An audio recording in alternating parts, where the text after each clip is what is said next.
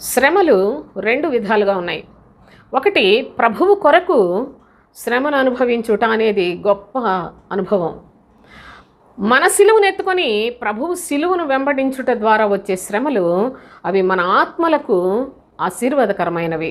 అయితే లోకంలో దేవుని పక్షముగా జీవిస్తున్నాం, అయినా మాకు శ్రమలు వస్తున్నాయని రెండవ రకం ప్రజలు చాలామంది ఇదేనా మాకు ఫలానా సమస్య వీటి కొరకు ప్రార్థించండి, వీటి కొరకు ప్రార్థన చేయండి అని చెప్పి ఎంతగా ప్రార్థన చేయమని వేడుకుంటూ మాట్లాడుతున్నారే. ఎప్పుడైనా నా శ్రమలకు కారణం ఏంటి, నా యొక్క ఇబ్బందులకు, నా బాధలకు కారణం ఏంటి అని ఆలోచన చేశారా? ప్రభు అంటున్నాడు, నీవు నన్ను విసర్జించుట, నా మాటలను నిర్లక్ష్య పెట్టుట నీ శ్రమకు బాధకు కారణము అని తెలియచేస్తున్నాడు.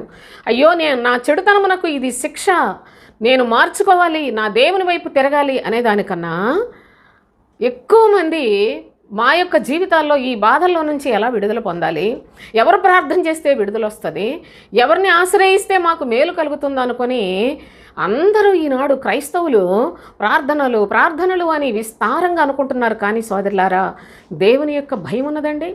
నా చెడుతనమునకు తగిన శిక్షను నా దేవుడు నాకు ఇచ్చి ఉన్నాడు, ఇప్పుడైనా నేను మార్పు చెందాలి, మారు మనసు పొందాలి, ప్రభువు వైపు తిరగాలి అనే ఆలోచన లేకుండా నీవు అటు లోకస్తులను ఆశ్రయిస్తావు, ఇటు మనుషులను ఆశ్రయిస్తావు, ఇటు బంధువులను ఆశ్రయిస్తావు, అక్రమ క్రైస్తవులు అక్రమ బోధలను ఆశ్రయిస్తావు, బోధకులను ఆశ్రయిస్తావు.